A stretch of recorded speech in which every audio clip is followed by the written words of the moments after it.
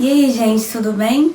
No episódio de hoje da nossa série Animais Silvestres e Relação com Humanos, vou falar para vocês sobre morcego e raiva. Os morcegos fazem parte da ordem Chiroptera, que por sua vez é o grupo mais diverso dentre os mamíferos e também é o único mamífero que pode voar. Os morcegos que ocorrem no Brasil têm um hábito essencialmente noturno, mas de modo geral os morcegos deixam seus abrigos no entardecer, no início da noite. Em ambientes naturais eles podem ser encontrados em cavernas, tocas em pedras, ocos de árvores, e nas cidades eles podem ser encontrados nos telhados, forros de prédios, em churrasqueiras, em vários lugares. Ao contrário do que as pessoas pensam, a maioria dos morcegos se alimentam de frutas, néctares e insetos. E em relação ao consumo de sangue, apenas 3 espécies de morcegos se alimentam de sangue. Eles são importantíssimos no controle de insetos, na polinização de algumas espécies de planta e na disseminação de sementes também, possuindo grande importância ecológica. Os morcegos não são cegos, eles enxergam em baixa luminosidade também. Eles possuem também um sistema de ecolocalização que eles utilizam para se orientar durante o voo em locais bem escuros ou sem nenhuma luminosidade e para se comunicar também. Essa ecolocalização são aqueles assoviozinhos que eles fazem durante a noite e são sons de alta frequência. Esse assovio, quando encontra um obstáculo, volta para o ouvido do morcego em forma de eco. Ele sabe bem onde o objeto está e consegue se orientar para não bater de frente com o objeto. E aí, com esse sistema, eles conseguem voar em locais completamente escuros, como cavernas, por exemplo. E aí, essa vida nas cavernas, esse hábito noturno que eles possuem, criou no imaginário popular que os morcegos são animais sombrios, que atacam os seres humanos, se alimentam do sangue dos seres humanos.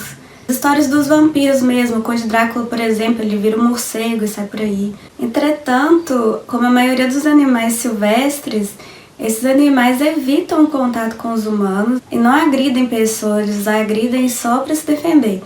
E sobre ele atacar pessoas para sugar o sangue, os morcegos hematófagos, que se alimentam de sangue, eles têm preferência por animais de grande porte, como por exemplo cavalos, bois. Um dos principais conflitos que esses animais geram para a população é que, assim como outros mamíferos, o morcego pode ser portador do vírus da raiva. E agora eu vou falar um pouco dessa doença e os cuidados que a gente deve tomar.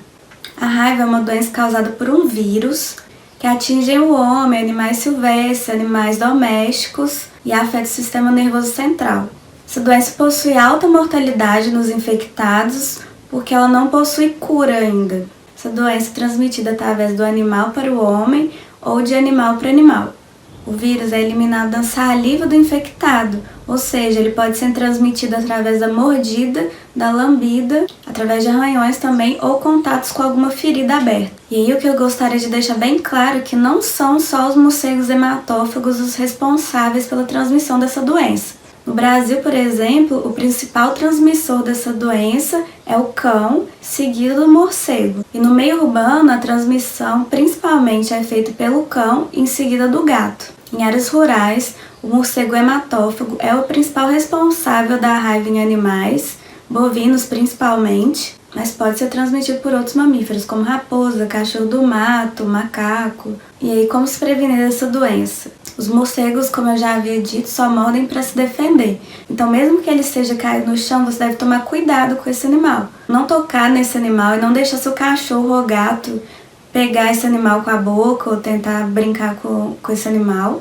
E a melhor medida de prevenção é a vacina pré-exposição ou pós-exposição, assim como a vacinação dos animais domésticos ou de produção. E aí, em caso de acidente, alguma mordida, por exemplo, de algum animal silvestre, de morcego, ou então um cachorro que você não conhece, você deve lavar abundantemente o lugar com água e sabão para tentar eliminar ao máximo aquela saliva do local e procurar imediatamente a ajuda médica, que eles saberão como lidar com a situação. Também é necessário informar as entidades competentes, como a zoonose, por exemplo, para que eles verifiquem se aquele animal possui a doença ou não. E aí, o que fazer caso você encontre algum morcego caído por aí? Em hipótese nenhuma você deve manipular ou encostar nesse animal, esteja ele vivo ou morto.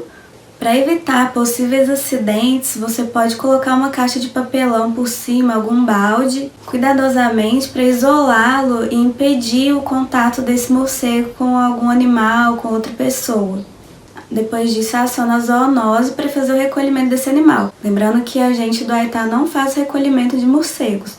Então, em geral, orienta vocês a não tocar em animais silvestres, não tocar em morcegos. Nós temos exemplos recentes de pessoas esse ano, em 2020, que foram infectadas pela raiva humana e, como eu já havia dito, não tem cura. Uma mulher de 68 anos foi diagnosticada com o vírus da raiva. Uma mulher de 68 anos foi diagnosticada com raiva humana em julho, lá no sertão da Paraíba, após sofrer mordida de raposa. Em março, um menino de 14 anos faleceu após ser mordido por um morcego em Angra dos Reis, no Rio de Janeiro. Desde 2006 isso não acontecia. E ele foi mordido por um morcego que estava no chão caído. E uma notícia boa para quem é de Belo Horizonte: a raiva em humanos não é detectada há 34 anos aqui, e o último caso em cachorros foi em 1989, ou seja, a vacinação anual está sendo muito eficaz. Então não deixe de levar seus animais domésticos para tomarem vacina. E não subestimem morcegos caídos, nem outro animal silvestre. Deixa ele lá na dele, tá tudo certo, aciona a zoonose. Então é isso, valeu! Semana que vem vamos falar de outro assunto. Curte aí pra gente, comenta. Tchau!